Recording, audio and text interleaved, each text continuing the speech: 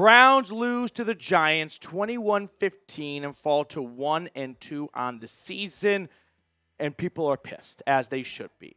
The winless Giants that looked like they had no identity on offense or defense came into Cleveland and just pushed around the Browns for much of the game. This game, by the way, was a little bit of a roller coaster. Was it not? I mean, Browns score first off a touchdown following a fumble on the opening kickoff, and then they do absolutely nothing. They completely flatline up until midway through the third quarter, and the Giants were kind of just treading water in the second half. They let the Browns kind of get back into the game, and the Browns get a handful of opportunities at the end to put up a score, tie the game, take the lead with the extra point, and ultimately they can't quite finish off the job.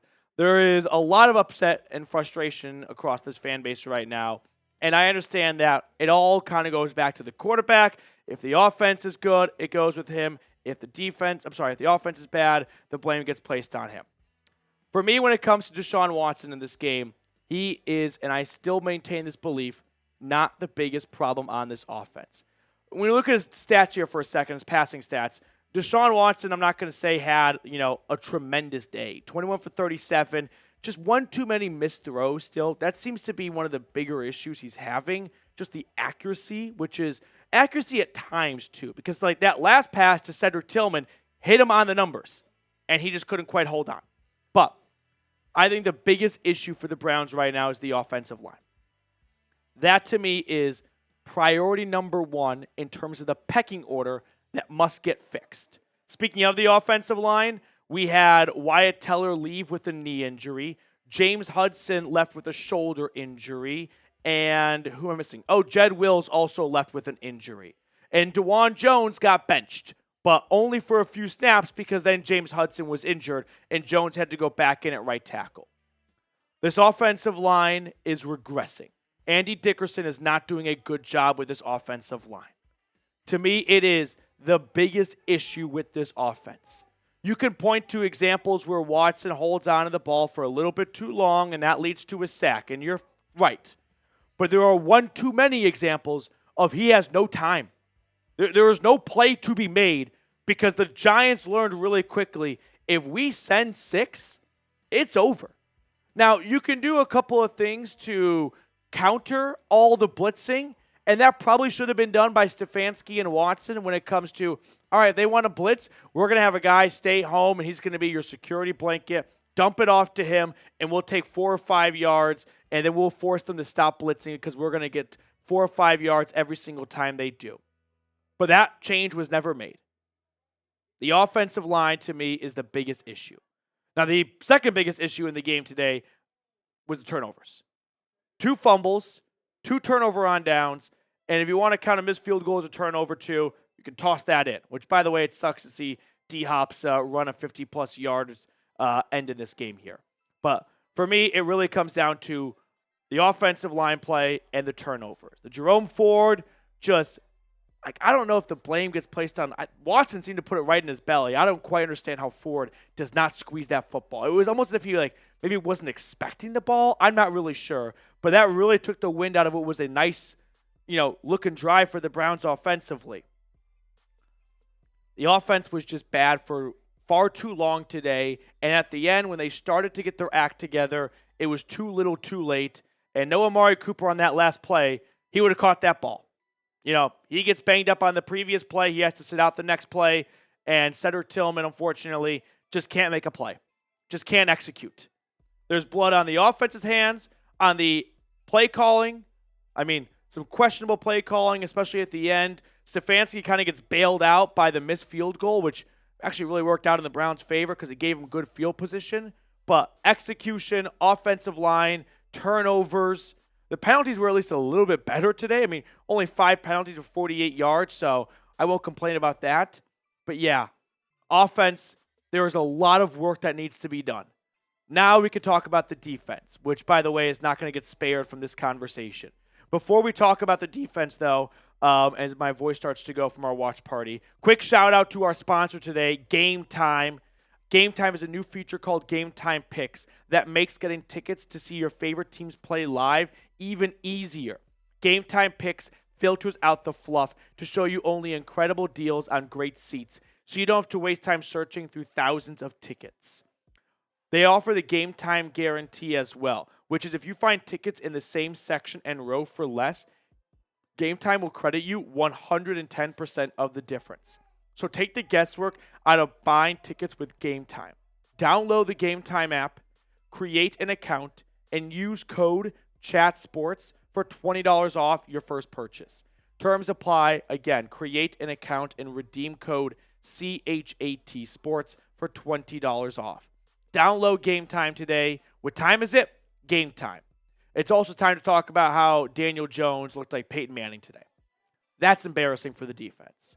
Now, they made the proper adjustments and bounced back in the second half. They pitched a second half shutout for the Devin Singletary could have scored at the end if he wanted to, but for all intents and purposes, they pitched a second half shutout. Daniel Jones still went 24 for 34, 236 yards and 2 touchdowns. Why it took so long to put Denzel Ward on Malik Neighbors, I don't know, but that seems like a mistake, right? You still made Daniel Jones, who is mostly the laughing stock of the NFL, look really damn good for the first 2 quarters of this game. Devin Singletary had some really good runs as well. This defense does not get spared from this performance. Them giving up, by the way, not just 3 touchdowns, but long drives by the Giants as well. They just marched down the field. 2 out of their 3 scores. The one time they didn't is when Watson fumbled it right before the end of the half, and the Giants tacked on an extra 7 points to go up 21-7.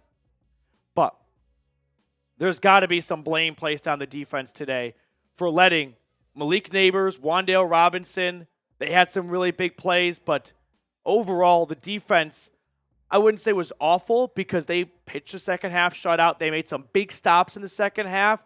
I mean, they tend to be a clutch defense. When you need a stop, they'll give you the ball back. But it probably boils down to just missing out on some takeaway opportunities. They did, Shelby Harris forced a nice fumble on Devin Singletary. Man, Denzel Ward picks off that one pass that JOK kind of broke up from his own DB. What a different conversation we could be having right now. But regardless, making Daniel Jones look good is embarrassing. It's a joke. Daniel Jones is not a good quarterback, and he looked good today. That's embarrassing for all 11 players on the defense. Their second half performance made them a second half for the video type of blame, but they still are not excluded from this. Ultimately, I think the blame for today's loss can go on the offensive line. They were generating. Deshaun Watson was sacked, 7 times? The offensive line just needs a big slap in the face. They need a wake-up call. They've already had 2 wake-up calls. Every week this season has been a wake-up call for the offensive line. And I don't think it's going to get any better. Wyatt Teller's out, which, by the way, can we just say the tough thing out loud here? Joel Petonio and Wyatt Teller, some of these staple members of the offensive line, they really haven't looked like the Pro Bowl guys they have been for the last couple of years. So, Andy Dickerson has a ton of work to do. This is going to be a tough week of practice as they get ready for their next opponent, which is the Las Vegas Raiders on the road. Raiders right now are losing as I film this 7-0 to Andy Dalton and the Panthers. So hopefully they kind of have the wind taken out of their sails before they play the Browns. But that pretty much sums up what was a really pathetic performance for much of the game. There were some good plays at the very beginning and towards the very end. But for the middle 45 minutes of the 60 minutes, it was downright embarrassing. The offense has a lot of work to do, but I think it really starts at the offensive line, and you work your way back from there. Back to the quarterback, back to the running back. If I could take a genie out of the bottle and make a wish, it wouldn't be, I want Deshaun Watson to improve. I want the offensive line to improve. Because I think with a better offensive line, Deshaun Watson can be a better quarterback. He still has plenty of work of his own to do. Don't get me wrong, he's not off the hook completely here. There were 1 too many misses today. But the offensive line is just putting Watson through a buzzsaw. The pressures, the sacks. I don't know what quarterback would thrive under these conditions. Make sure to subscribe to the channel. We're going to keep you guys in the loop all season long. Appreciate everyone for watching our post-game video today. We'll catch you all later.